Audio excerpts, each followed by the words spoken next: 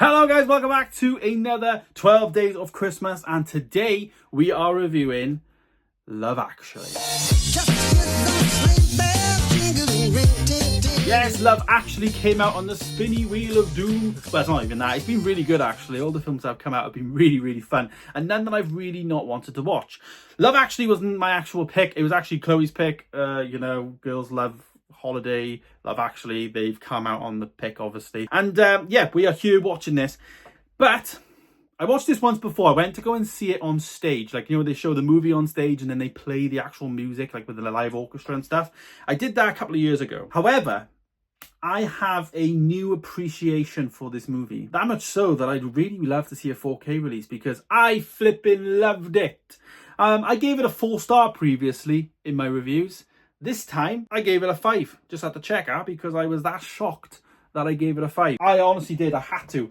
It was absolutely brilliant. I had such a good time. Me and Chloe had like a Christmas dinner together, because we're not actually having Christmas dinner together this year, but we had a Christmas dinner. We watched this film. It came out and it was like the perfect film. So maybe the whole night was part of it, in terms of, it was a romantic date night, let's be real. However, it was still fun. It was a good movie. Now, Love Actually is a very clever movie in terms of how it is. I said in my holiday review that Holiday isn't a Christmas movie, and this one is another one that could be regarded as a film that's not really a Christmas film. But I disagree. I do disagree. It is more of a Christmas film to me than The Holiday. I'd say the first 45 minutes is not a Christmas film. It's just set in the scene kind of thing. But there's other elements in there that make a Christmas film. You get the whole Alan Rickman story with Emma Thompson and buying the gift for Mia, who is like the work receptionist person.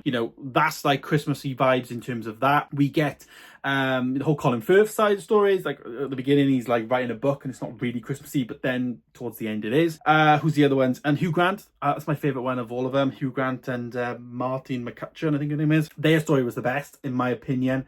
I just loved the whole dance scene of him as the Prime Minister, and then standing up for female rights and stuff against the US President. And then, yeah, him then just knocking on all the doors. It was Christmas time and he was wishing everyone Merry Christmas, and then went to like a nativity, like a school play, and it made it more Christmassy. So what I'm saying is the first half of the film for me is definitely not Christmas film. It's definitely not. But it does go into and tails into a Christmas movie, which I think is great. It does have a lot to give and it does have a lot to show and demonstrate. And I ultimately enjoyed it. That's the main thing. You got to enjoy the film. I also think it's very well made. Now, there's no denying it has a fantastic cast. Let's just run through them because there's so many. We got Hugh Grant in the film, as I said, Alan Rickman, Emma Thompson, Liam Neeson, Martin McCutcheon, Colin Firth, Bill Nighy, Laura Linney, Lucia Monet, Andrew Lincoln, and then we're still down there, right? We've got Keira Knightley, and then Chiwetel Ejiofor, Martin Freeman, Joanna Page, Thomas Brody Sangster, who's like, really cute in the film. And then finishing off on Chris Marshall and Rowan Atkinson. It's a star, I say star-studded, it is a star-studded cast.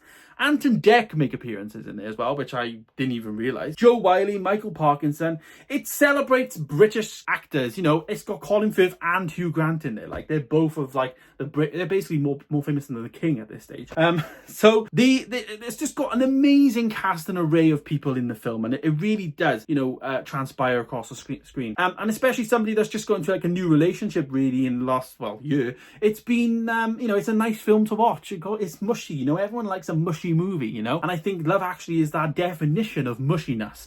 There's so many different stories, and if you don't relate to 1 or 2 or 3, you might relate to number 4, and some people relate to number 1, and there's so many relatable things in there, and I think it's important that that's rectified in this, because I think it shows a lot. It does. As I say, I gave it a 5-star. I had a real good time with it. I think it's ultimately going to be one of my top picks of the year now in terms of Christmas movie to watch, but I do think you can watch this at any time of the year. That doesn't mean to say it's not a Christmas film, but I think most people watch this around Christmas. The music, the charm, the everything, but it's well made. I'm really, it's one of them that you're really thankful they haven't made a second one. It has like sequel vibes written all over it, but it's nice that it's never had a sequel. It's nice that it's been what it is, and it's still, as good as what it is. I think next year, and I think I missed it this year now, but like Cineworld definitely showed this in the cinema this year, and I didn't go to see it. I'd love to see it on the big screen.